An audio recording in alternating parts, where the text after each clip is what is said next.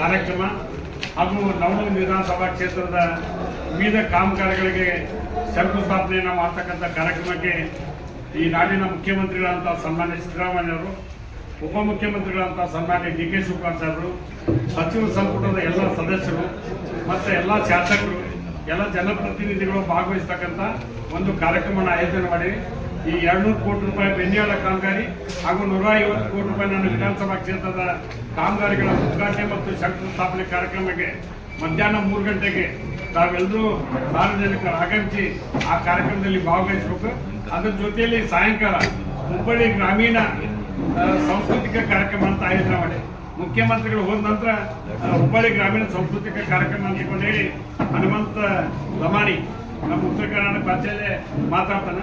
ಒಂದೆರಡು ಕಿವಿಕಿ ಮಾಡ್ತಕ್ಕಂಥ ಕೆಲವು ಮಂದಿ ಇಂಥ ಬೇರೆ ಬೇರೆ ಆಕ್ಟರ್ಸ್ ಕರೆದ ಆ ಕಾರ್ಯಕ್ರಮವನ್ನು ಆಯೋಜನೆ ಮಾಡಿ ತಾವೆಲ್ಲರೂ ಭಾಗವಹಿಸ್ಬೇಕು ಅಂತ ಮನವಿ ಮಾಡಿ.